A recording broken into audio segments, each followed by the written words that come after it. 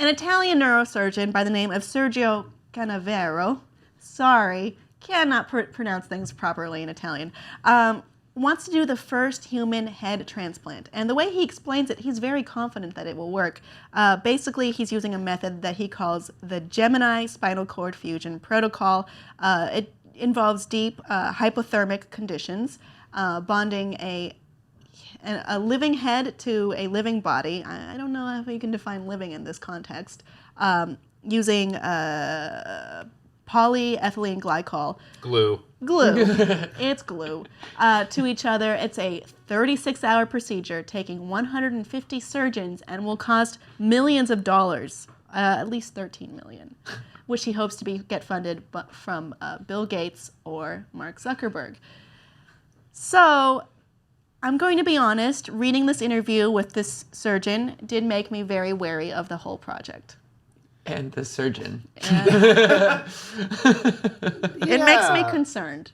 It's. I mean, I appreciate the idea that he wants to help someone who has deep muscular problems with his body and wants to be able to function again as a regular human, but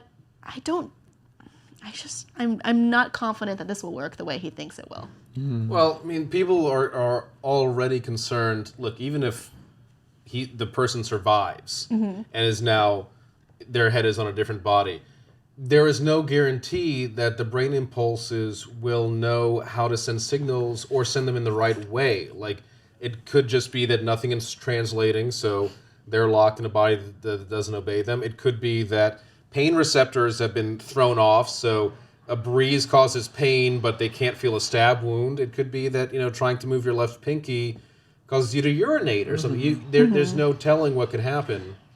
Detractors from this doctor have said this could be a fate worse than death if you're not able to breathe, if you're in extreme pain, if the nerve tissue doesn't react properly. Right.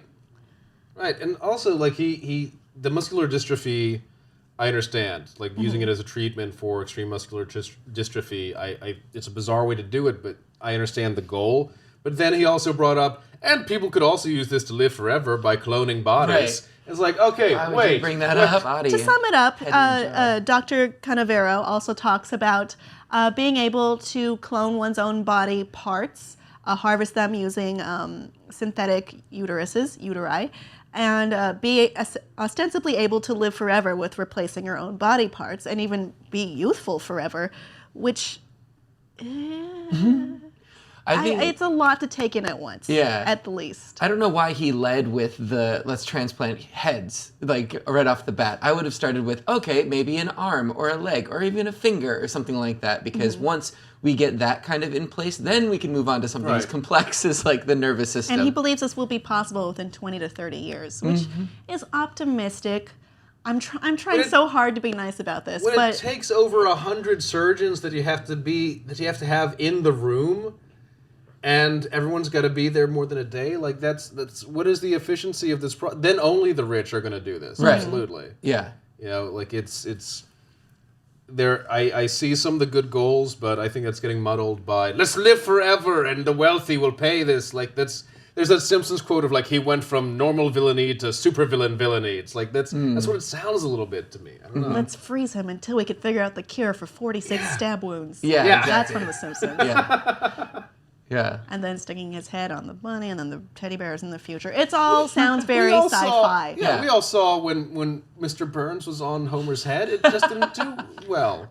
So other detractors of this surgeon have called him Dr. Frankenstein, which he did nothing to help by doing a TED Talk with a picture of Frankenstein's monster and also the Terminator in the background. Just embracing that brand image. Yeah. Just go ahead. You weren't supposed to think like, man, Frankenstein, like, he was onto something. That wasn't the point of the story, nor was anyone who watched Terminator supposed to think Skynet. Yeah. That's a good idea. We should do that. We should totally do that. One of my favorite quotes is, knowledge is knowing that Frankenstein wasn't the monster, but wisdom is knowing that Frankenstein was the monster. Mm-hmm. Whoa. Oh shit. We got meta on you. Xander. So, Deal. I don't know if this man is a visionary or out of his fucking mind. I don't know. It's Like some of these standards I can get behind 100%. Other ones seem nuts. He also talks about how the Russian Orthodox Christian Church would say that it's two souls in one body if you're bonding a head to someone else's torso. I don't know. He talks about proving it wrong. Right, that he wants to crush religion with It's science. so hard for me to get on board with this. What do you think, audience? That's my take. That's their take. What is yours? Let us know below about this very, very complicated issue below in the comments, and please be sure to subscribe for more.